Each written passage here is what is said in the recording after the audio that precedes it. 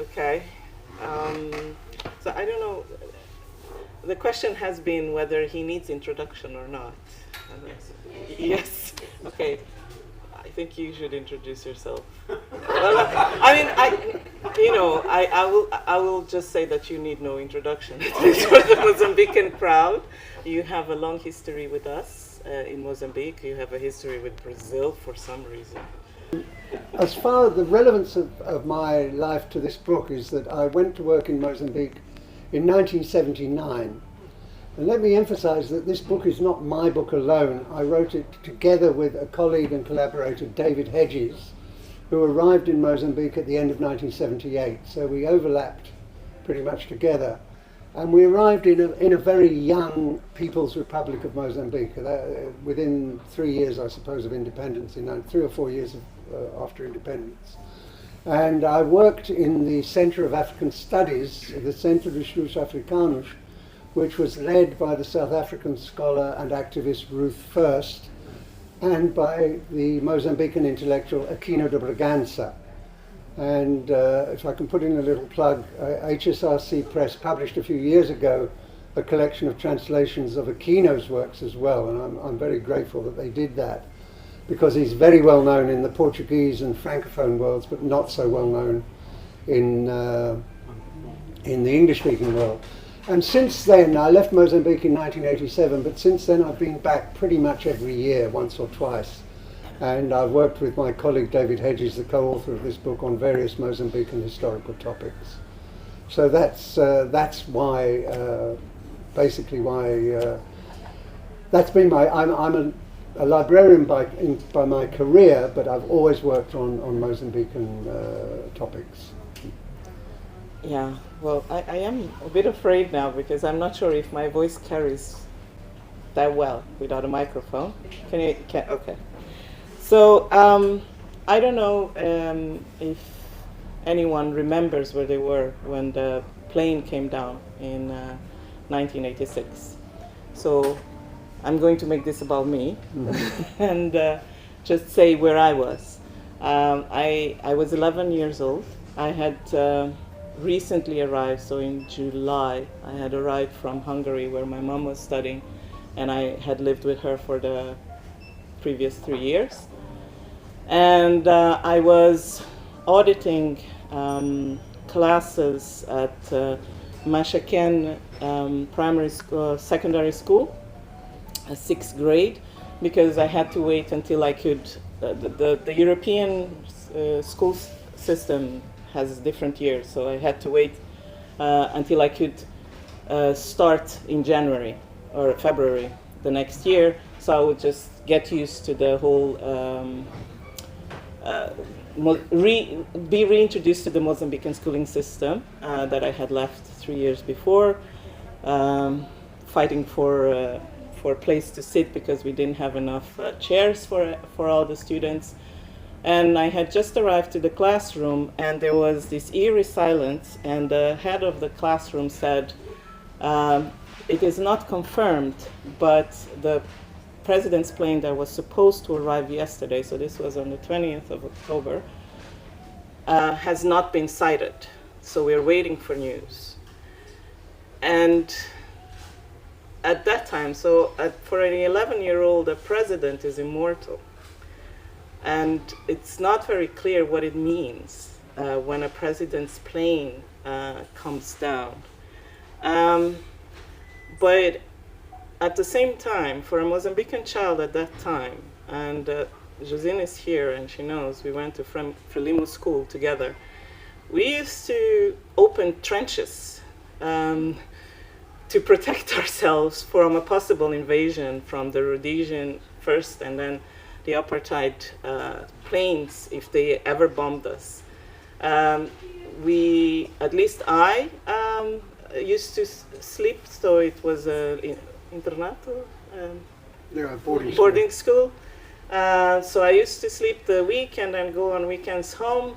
And at a certain point, because Frelimo school had the children of the cadres, so if something happened, the children of the most important people of the country would be harmed. and the boarding school had to close. When I left in third grade, it was still there, but almost every night there were suspicious people going around. This was our country when the plane came down, and I will never forget it. Later that night at 6 o'clock, Marcelino dos Santos, the second in command of the Comissão Política, The political committee. Confirmed that the plane had come down. We did not yet know who had survived, but it was almost certain that our president had died.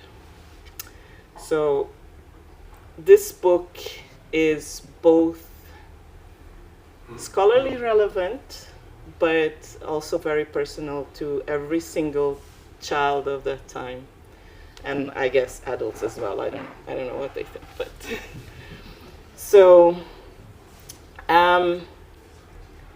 the book is divided into 3 parts, and that is actually a good marketing thing for people to remember. So it will be easy to remember, even though it's a thick book and it's very deep, very thorough, very detailed. It is divided into 3 parts, and it's easy to remember the structure. There is a chronology. After the chronology, there is sort of the context of Samora's life, sort of placing him throughout the same chronology and explaining detailing most of the things of the events that are in the chronology. And then there is the empirical material, which is the speeches, interviews, correspondence. What this collection brings, as far as I know, one of the things is that it's translation of his speeches into English. And again, it's making it accessible for the English-speaking world. And at the end, I will say something for why that is particularly important for the South African I would say to the younger generation. I think the older is more knowledgeable about this. And it's also, there is something really interesting that both of you do, which is the reaction in the speeches is the reaction of the crowd. So how they respond when they laugh, when they clap. So there is this immersion into the text. And you also prefer to use not the edited versions that have been published and are available elsewhere, but the originals and the whole transcript. So this is a very interesting way of organizing and a new thing, something that brings, so it is accessible now in English, but it's also accessible more fully, sort of more emotionally. And then,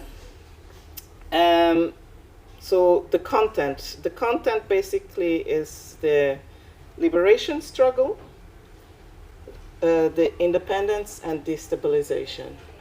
So these are the 3 periods. So before independence, so what was the evolution of the man, the challenges that he faced, the difficult decisions that he had to make. Then at independence, the same, and then destabilization. And it can't have been easy. We know that because it wasn't an easy history for us, not having to decide things, not having to be at the head of a liberation movement that then had to rule the country. And these were young men, really, really young men, who took the helms of the country.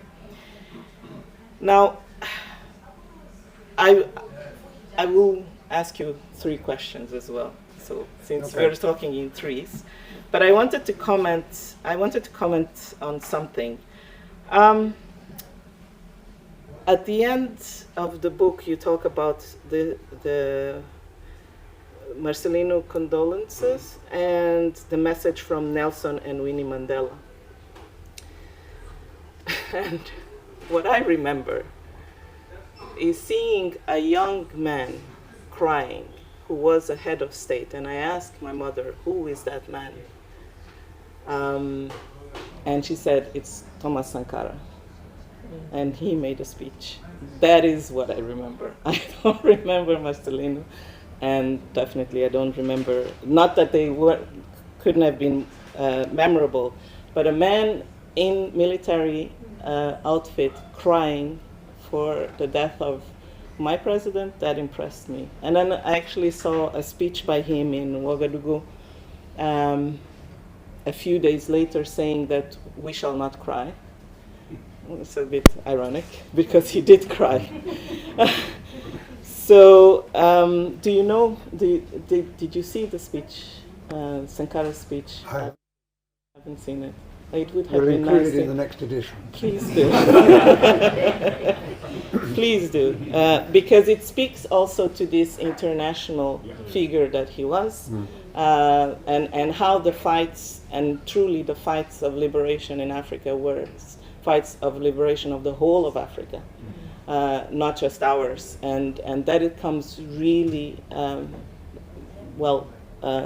the book on how it wasn't just about Mozambique. It was about Mozambique, and it was important to have, for example, Zimbabwe, the liberation of Zimbabwe, because it was destabilizing us. It was important to have the liberation of South Africa because it was destabilizing us, but everyone else as well. So this was, a lot of solidarity there. So now to the questions. How do you not want people to read this book? Okay, I understand the question. In other words, how do I want them to read it? No, how not to read. Because I think it's possible to read in multiple ways. I think I would come back to this book several times. This is not a beginner's book. This is for people who already have some basis. You can use it to help you find sources to improve your knowledge, but if you don't know, you might feel a little bit lost, right? But this would be my way. But what is the way of not reading the book? All right. I think, first of all, I would like to say that we have no ambition that this book should be treated as an authoritative account of Samora's life. In other words, what we're trying to do in the book, it's in a series called Voices of Liberation. And Samora, of all the people who've featured in that series, is a person whose voice was important. It was necessary to get the full force of his argument and his personality to be in a crowd or in a meeting hearing him speak. And in the book we say, even if you don't know Portuguese, go to YouTube or go to one of the sources online and just listen to the way he talks and the way he gets the crowd. He interacts with his audience and he judges his audience. And one of the most characteristic features, I think, of Samora's discourse is he will make a point and then he'll stop and he'll say, or não? Was it like that or wasn't it like that? And he'll wait for the crowd to respond. It was like that, or it wasn't like that. And he'll say, "Ouviram, do you hear me?" And he'll wait for the response. And he uses humour, he uses gesture, he walks around on the stage. I remember one occasion when people were making a noise in the crowd underneath him. And he started saying, "Down with noise, abaixo barulho." And the crowd picked it up and those people were, "Oh, sorry." They kept quiet. So that's one thing. The second thing is that because it's Voices of Liberation, when we chose the text which we include, and there are a couple of letters, there is a report that he wrote very early in his career, before he was a camp commandant at the time. And he led a platoon into Niassa, and the platoon were very unhappy with what was happening. They had to march for, I think, 10 days without being able to hunt for food, and they were hungry and thirsty, and they didn't want to go any further. And he uses persuasion to, as it were, put this mutiny down. It's not authoritarian, but it's authoritative. And so we're looking for the voice of the man in these texts. We're looking for the personality of Samora to come out. There are a lot of texts in which he's presenting in a formal context a report of the Central Committee to the Congress of Frelimo and so on. And you don't get as much of a sense of who he was as a person. So what we were looking for was very much this voice of liberation. And is it possible to capture that, first of all, on the page, and secondly, on the page not in Portuguese but in English? And so those are the two barriers. And there are recordings. The archive, the Arquivo Histórico, sorry, the National Archive of Mozambique has cassettes which were recorded at the time. And not in all cases, but in the cases where we were able to, we sat down and transcribed what he actually said. And that's where we get, the sound of a steam train going past and the people laughing or people responding. And we did an earlier book on Samora, which was published in Brazil in Portuguese, in which we took one speech and transcribed it and then analysed the rhetoric, the grammatical level, the ways in which he used his ability to address a large crowd in a football stadium to bring them on board with this particular political perspective.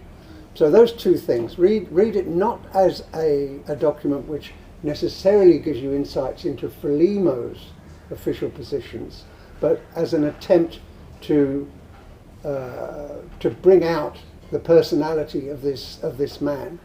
And I read one piece of publicity about this book which describes Samora as a hero. Well, yes and no. I think there is a huge debate in amongst historians about whether the hero in history is a real thing. And I think it's much more important to understand people like Samora Mandela, all these figures, not as heroes but as human beings doing the best they could in extraordinary circumstances, extraordinarily difficult circumstances. So that's how I would like people not to read it. It's not an authoritative account. It's not an authoritative selection of his words, of his speech acts, or his letters and so on. It's what we selected in order to try and bring out the voice of Samora.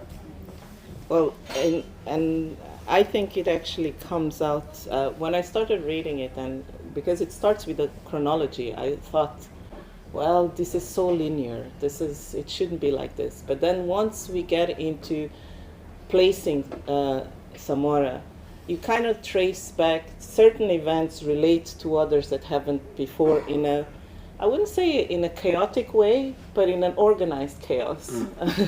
So the linearity kind of falls apart. And then early on in the book, there is something about this myth creation and how people talk about him. This the creation of the hero, and also even in his own speech, how he talks about his grandfather and how his grandfather was already someone who was a resistant,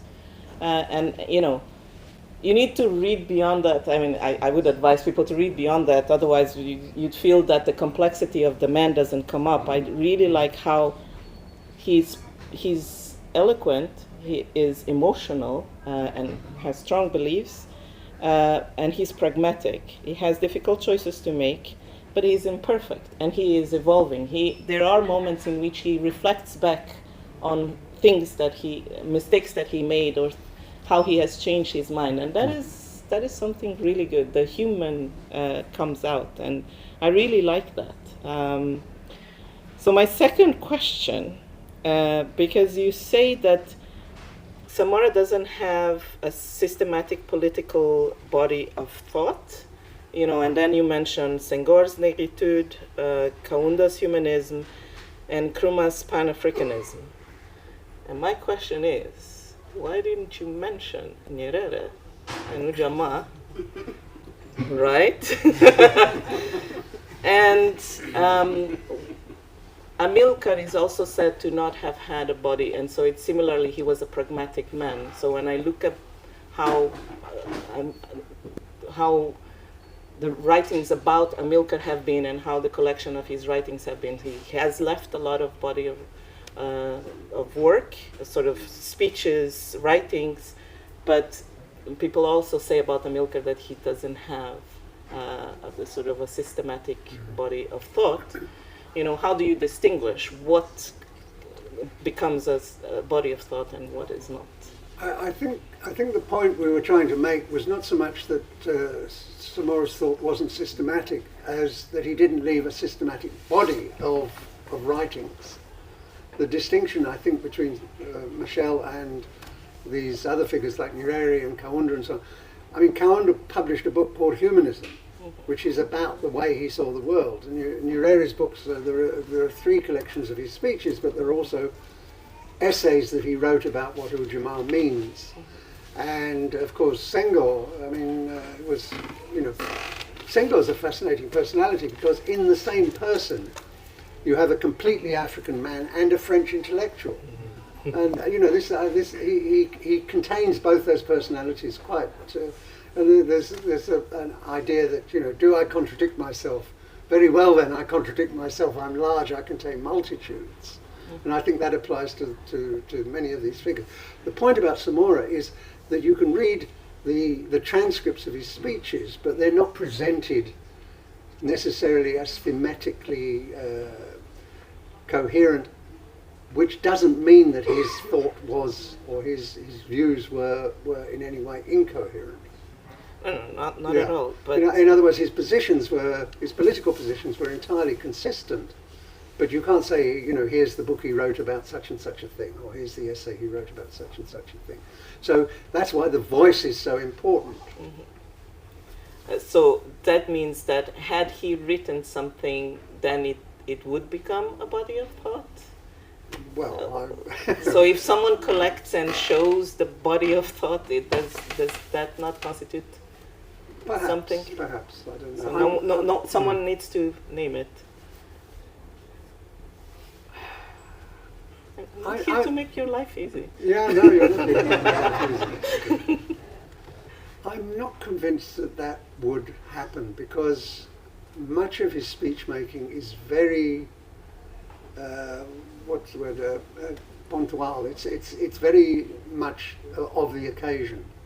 And an example is the speech that he gave at the Aldeia Comunal 1st of May, when there was a crisis around mechanization of agriculture in late 70s.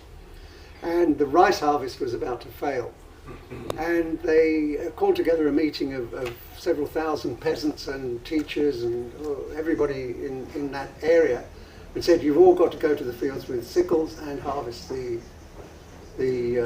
rice by hand. And he makes arguments about why it's necessary to mobilize the population to save the rice harvest. It's not just we've got to do this, it's that this is the basis of the economy of this province, and without this we won't be able to pay the teachers and so on and so forth. So he makes a very coherent argument about why this mobilization is necessary. But it's specific to the situation. And that's the speech in where he loses his temper with the people because they're saying, how much are you going to pay us?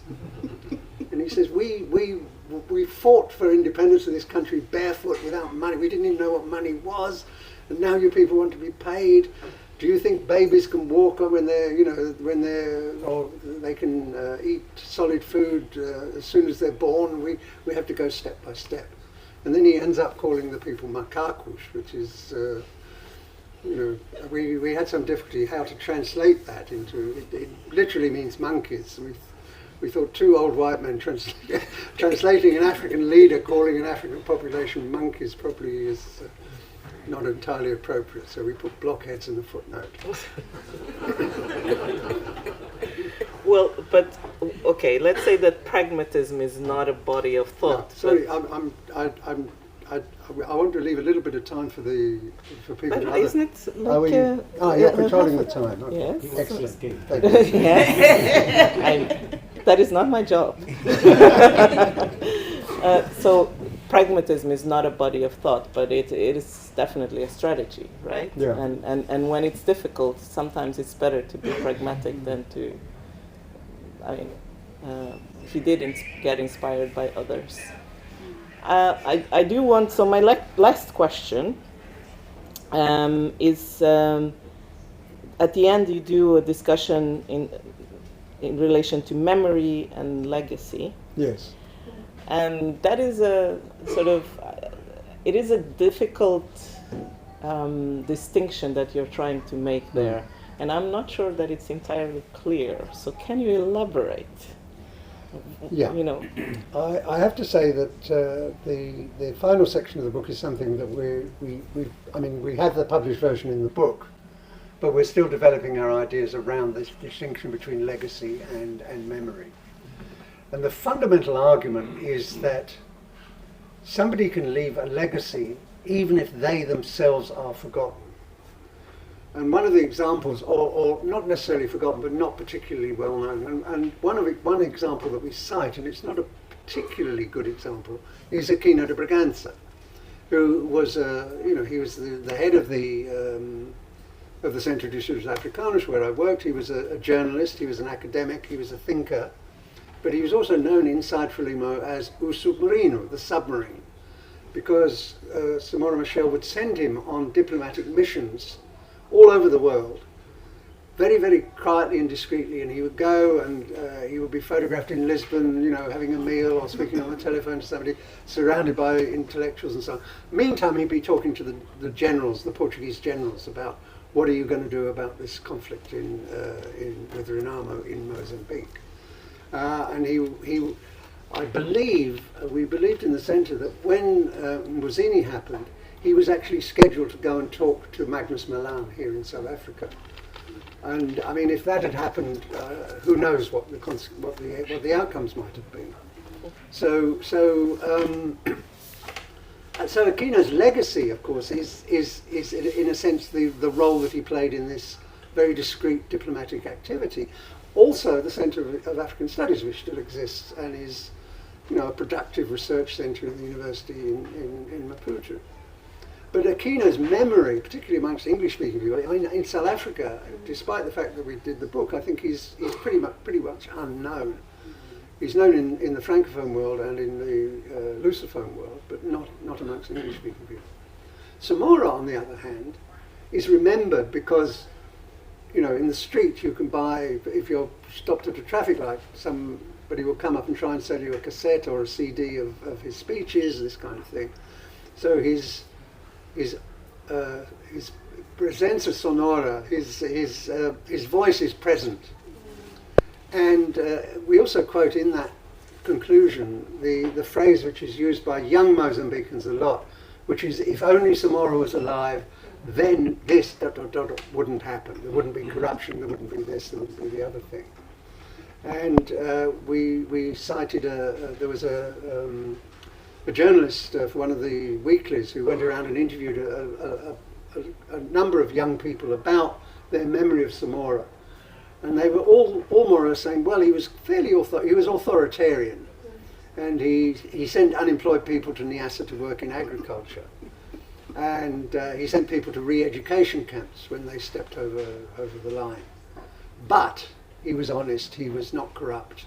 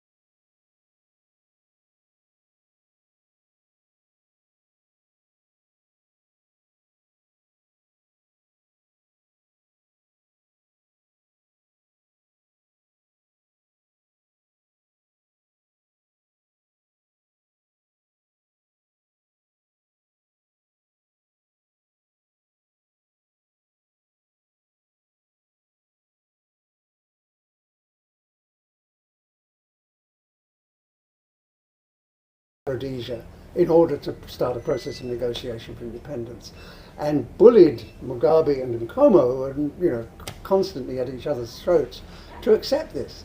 Go home and sort out your differences in Zimbabwe.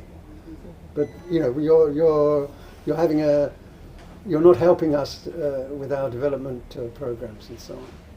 So that distinction, I think, is important. What did he really leave behind in terms of lasting political, economic, and so on programs? Programs for vaccination, programs of literacy, those very, very basic things. I think they had an impact. They're a legacy. And you can think of leaders who were very popular and are remembered, but haven't necessarily left that kind of legacy, or that it's been wiped out. Definitely. There are a lot of things that still exist. The vaccination campaign, for sure. I have the mark here and here. So every child was vaccinated. Even if we had been vaccinated before, every single child in Mozambique was vaccinated with the TB vaccine and the polio. And so we have the mark of Samora, that generation. And, we wear it proudly. And the legacy is that, for example, during COVID, we had one of the best vaccination campaigns because we have the infrastructure in place. Those things usually don't get said. And that it's possible to trace directly to exactly that. He was a nurse. He cared very much about children and health. And another thing I think is a legacy on the issue of anti-racism, anti-colonialism, and anti-tribalism, which is, as I said, at the end, I would mention this, should be something that South Africa should learn from his legacy. The speech, the extract, which is about our sophisticated weapon, is very clear on that. The South African apartheid regime accused Mozambique at a certain point of having put sophisticated weapons along the frontier, because relations were very, very poor, very hostile at that time. And in a speech, I think it was a formal speech to the Assembleia Popular, or to the Central Committee, Samora says, yes, we've got a sophisticated weapon. Our sophisticated weapon is that we are not a racist society. We have black people, white people, Indians, people of all kinds of ethnic origins living side by side. That's our sophisticated weapon. We can show you how to live properly. And with this, we open the floor. Yeah.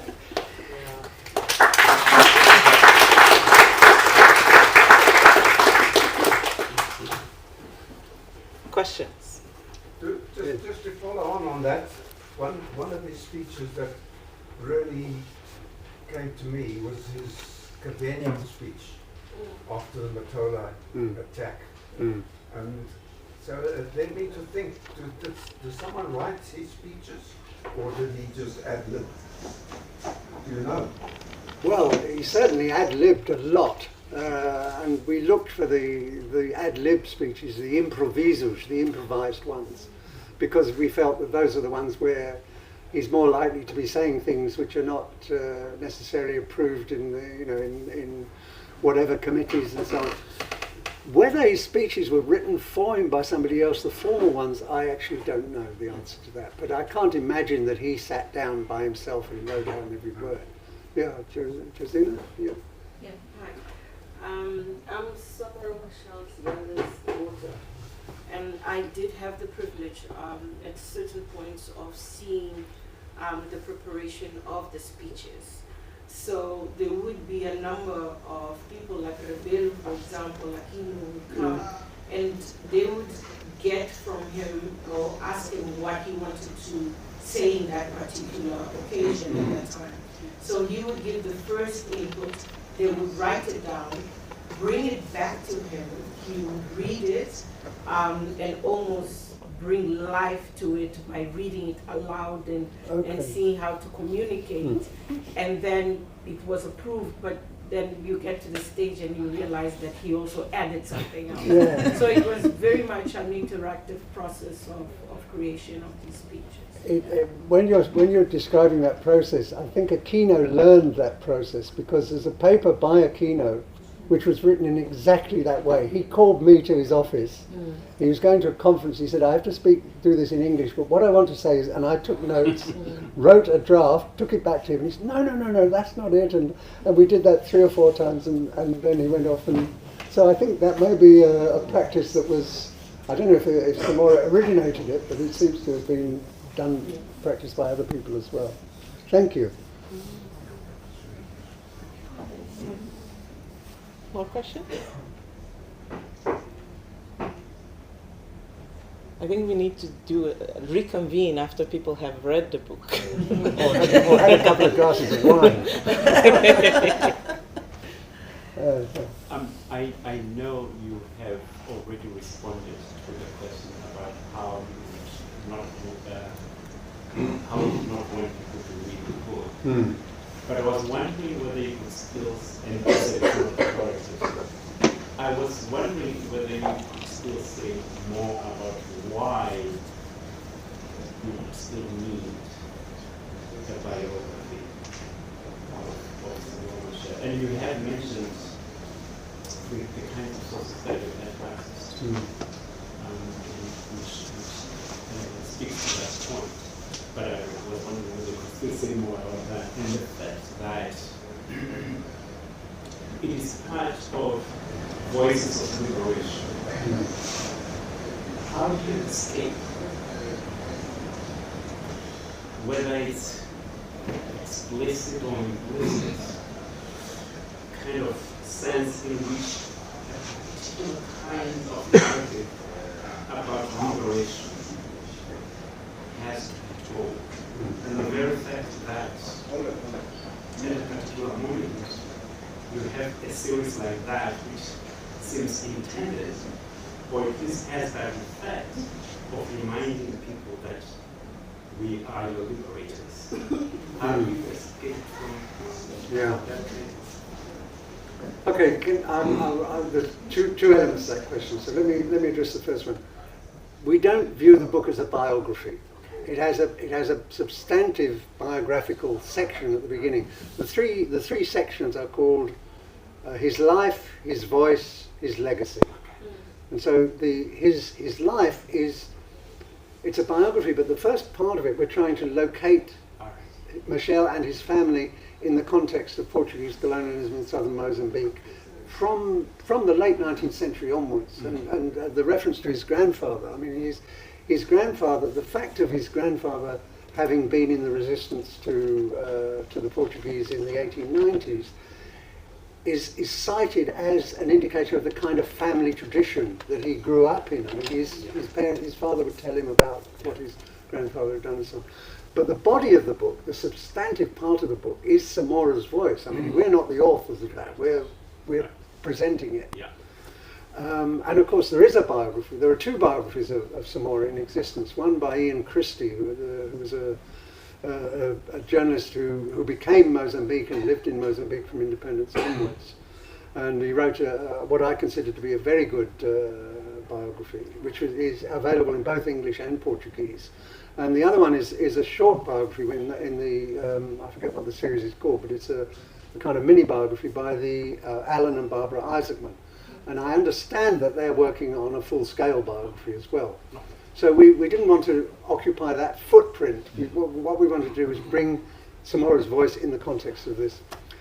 Now, the question of liberation, I have to say, don't get me started, because the problem with the so-called liberation struggles in Africa is that they're struggles for political independence, which is not the same thing as liberation.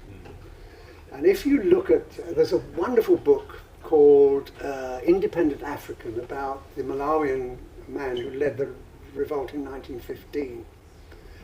Chilembe, I think his name is. And he he didn't want independent Malawi, he wanted to get rid of colonialism. And at the beginning of if you look at the early manifestations of the northern, and Paolo can correct me on this, but the Makonde people who were in the liberation struggle to begin with weren't thinking necessarily about Mozambican independence. What they wanted was to get rid of the Portuguese. And so, in a sense, we're stuck with these post-colonial states, which are not necessarily, liberation doesn't necessarily mean that. And we all know that one of the first resolutions that the OAU passed in 1964, I think, was one which said we have to respect the colonial borders. And the consequence is the war of Biafra, the independence of Southern Sudan, the independence of Eritrea, and so on and so forth. Many of these states are not necessarily particularly coherent. So, and the classic example for me is the history of Cameroon, where an armed struggle against the French was launched by the Union des Populations Camerounaises in 1956, I think. And that struggle, independence of Cameroon is 1960. That liberation struggle went on till 1970 and was eventually put down by the Cameroonian government in alliance with French troops. So liberation and independence are not necessarily the same thing. Aquino says in one of his essays that the great advantage the colonialists have is that they're operating as a system. So the Portuguese, there was a colonial war with 3 fronts.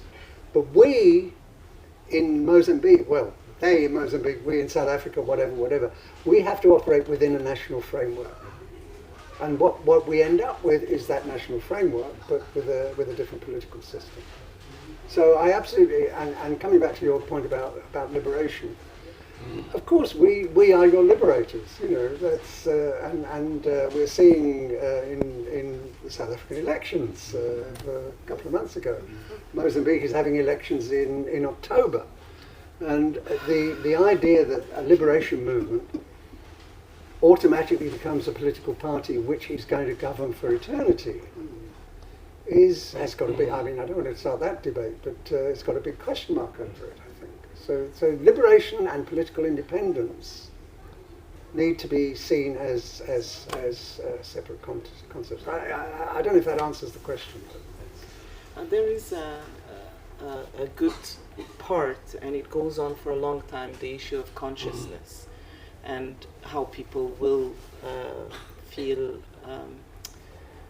decolonize the mind. So it's something that has been said by other liberation thinkers, and Samora also has in his interviews, mostly in his interviews and his frustrations on how there is a need to really work the minds of people, because people are still attached, especially in his anti-racist speeches, in which the enemy is not white people. We have enemies also among ourselves, because they very easily let themselves be sold to the colonial cause, and they kind of collaborate, etc. So, you know, it's a long walk. Yeah. And that manifests itself. I think that there's a contradiction embedded in that, which is, I mean, if you look at Frelimo's cultural policy, on the one hand they have big festivals of dance and song and all the rest of it. There's the Companhia de Dança, de Canto e Dança and so on. But at the same time, the slogan is abaixo do obscurantismo, down with superstition. But what is superstition from one sort of modernist point of view is actually just a religious practice or a spiritual practice for local people.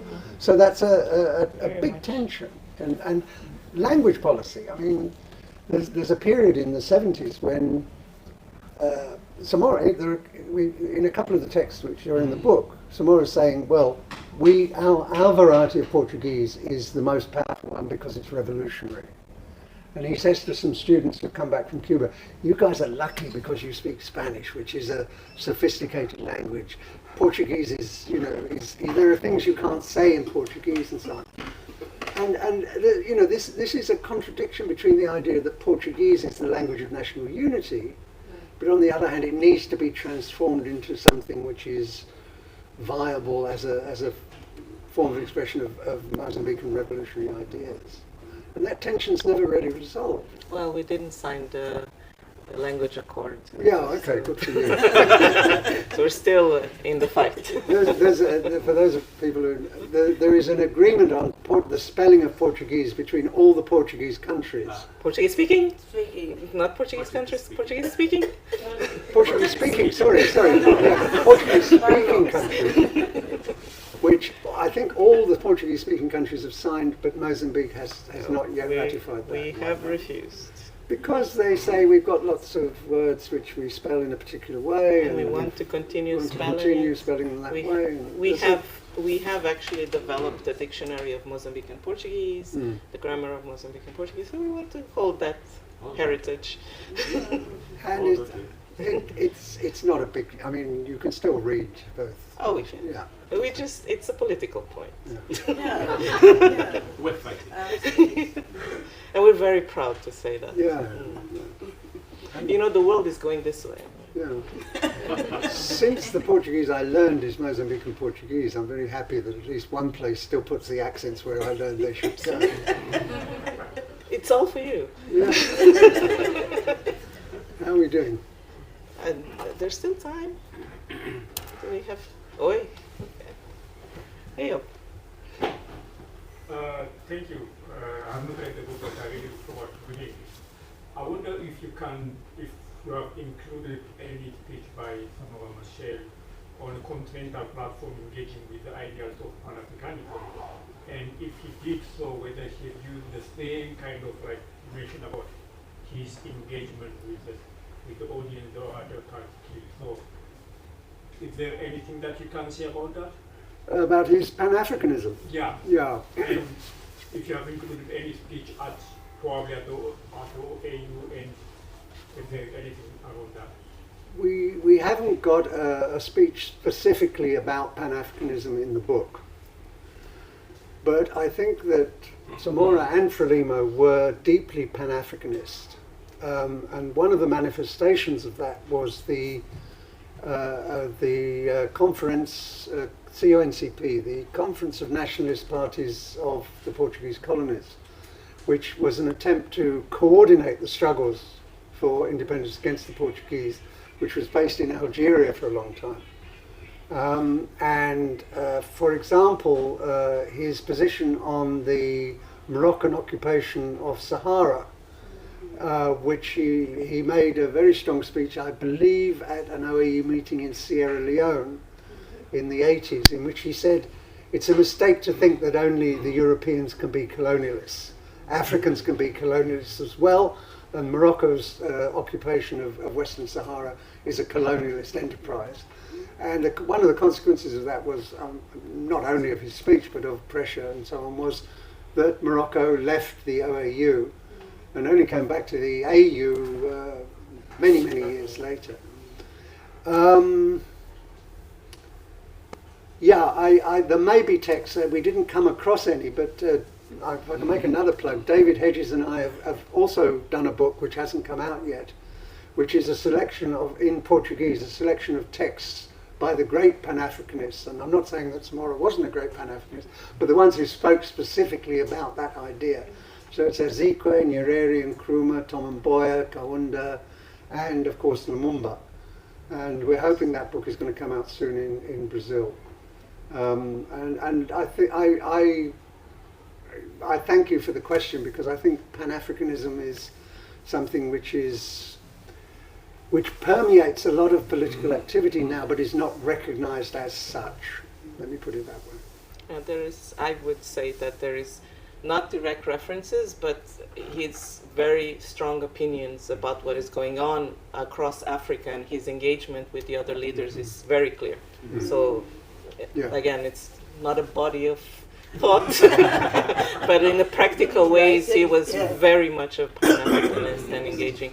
The interview with Aquino, which came out in French, he engages with Nkrumah and what hasn't worked in the work of Nkrumah, who is the Pan-Africanist, right? So, well, kind of. Yeah, well, it is. He says so in the book, so. Well, you forgot to talk about him, so. I think there was another question. I think that in your heart of hearts you think he's a hero. Yeah, bureaucrats, managers are not heroes because they cannot lead a people. And that interaction between a people and their leader, who actually achieves things and thereby becomes a hero, it's a different thing from bureaucrats. Gandhi, Nehru, Jinnah, you can go on and on around the world. It's individuals who made a difference because they can relate to the people. And there's an interaction. So I'm back to your original question. In your heart of hearts, you know he's a hero. Okay, I'm not going to respond to the question. What I'm going to say is that this is, of course, a big historiographical issue, going back to Thomas Carlyle's essay on heroes and hero worship and all that stuff. And there is a big historiographical debate, without getting too deep into the academic stuff, about the so-called biographical turn, and whether or not, you know, the famous quote from Marx, men make history but they don't choose the circumstances in which they make it, and so on and so forth. So I think there's that balance. I mean, Machel did heroic things because he was in circumstances in which it became possible for him to do that. And he had the qualities which were necessary for him to exercise that influence on the path of history. Sorry? So he was a hero. Next question. Well, it's interesting, the issue about the connection with the people, because that is exactly the criticism that he makes of Nkrumah, that he has become too much of a bureaucrat. Mm. So it was like I was hearing Samora through you.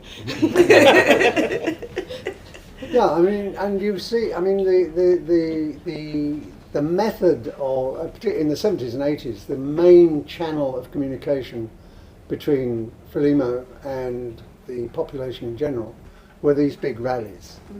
And the opening salvo, if you like, just before independence, is this triumphal journey. He flies across the border, the northern border of the river, and lands in Mueda in Cabo Delgado, in the extreme north of the country, and makes speeches in former bases, in places where massacres have taken place, and so on and so forth. But in every province, he makes a speech in a football stadium or in front of, 50,000 people or whatever, and he says, "This is your new governor." And there's a story of, the person who's sitting next to him. And José Moyan, who was the leader at that time, in one of his depoimentos, he says he was sitting in the crowd next to another Frelimo guy. And Samora says, José Moyan is the next governor of, I think it was Manica. And the guy next to him nudges him and says, "Did you hear that?" And he said, "No, what?" He said, "You're the next governor of Manica." And they send them. I mean, and this is an indication of how ambitious Frelimo was. They send these future governors on, I think, 2-week courses, something like that, how to be a governor. And then they put it, and what's happening is that the discourse, the political discourse, is being completely reframed.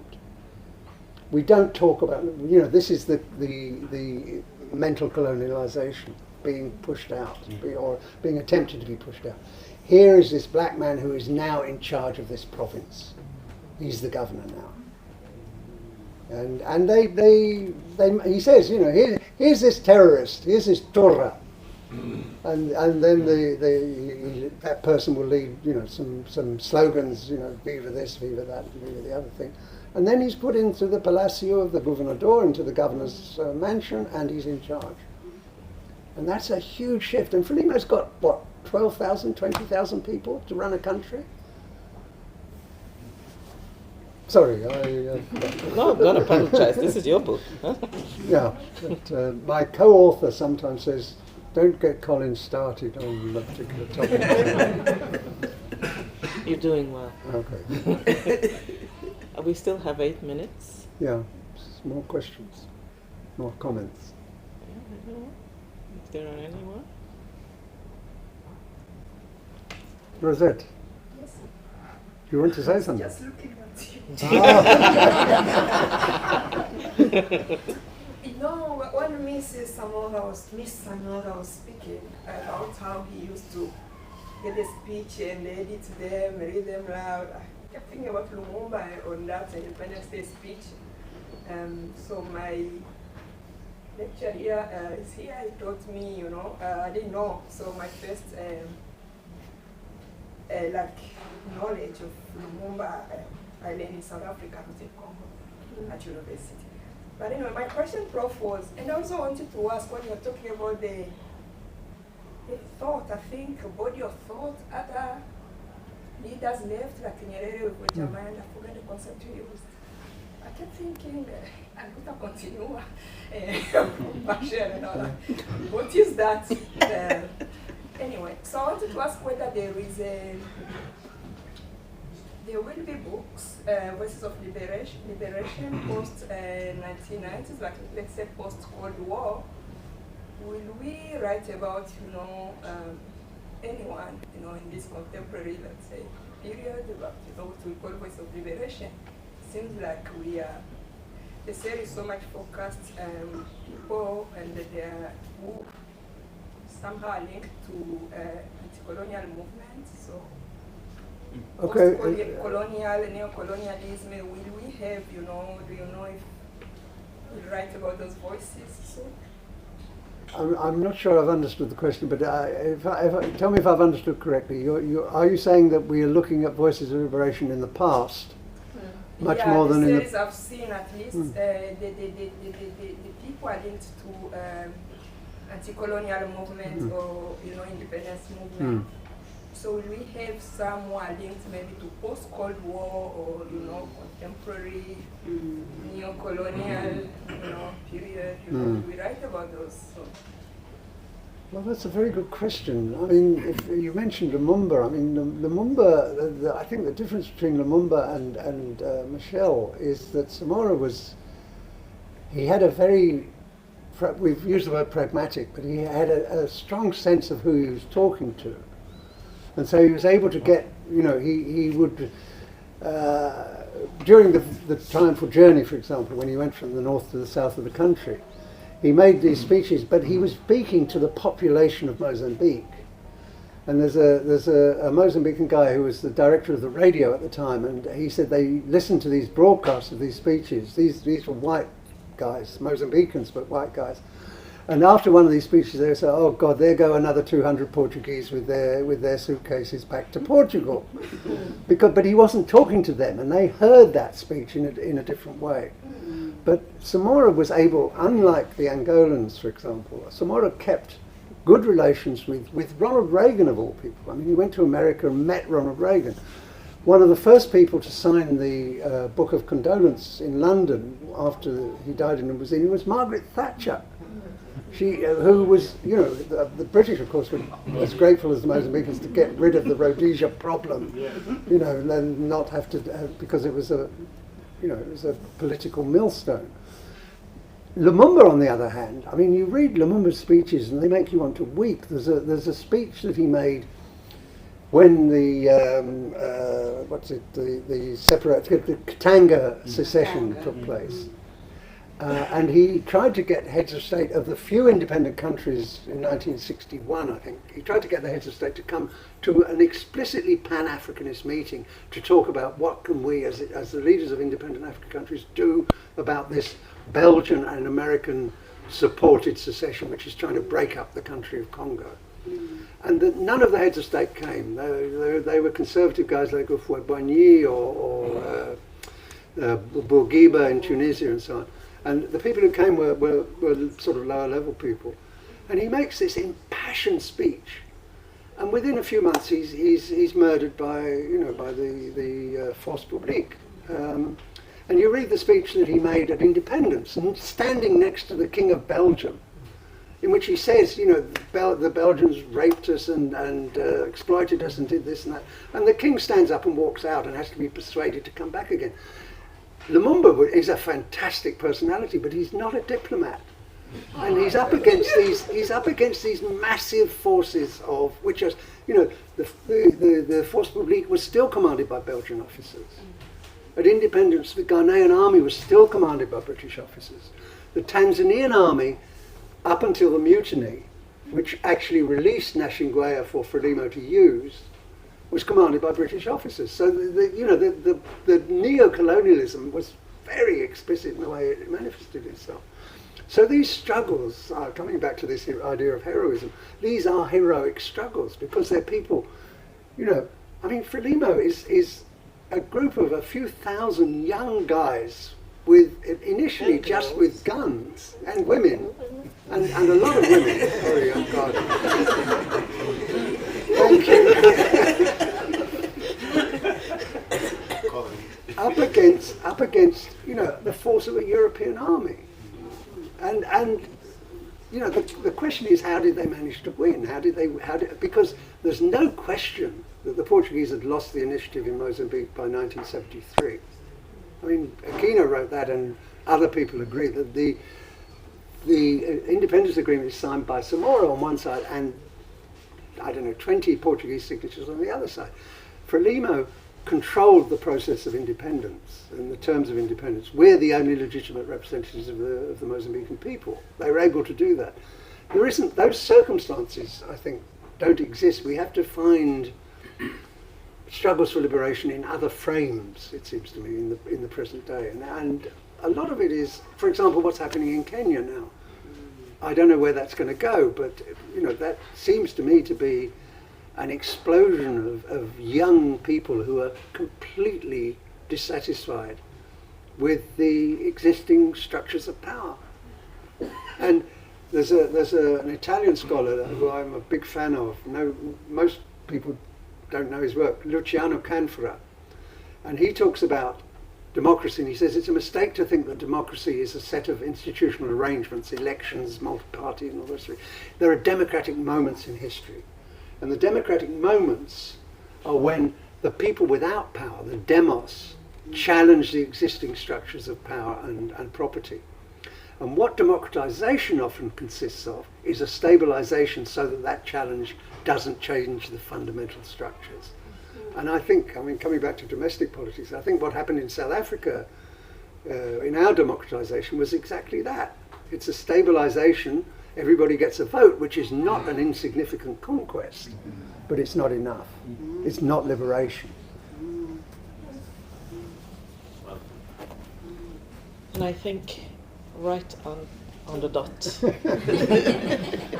Like basically British punctuality. Yeah.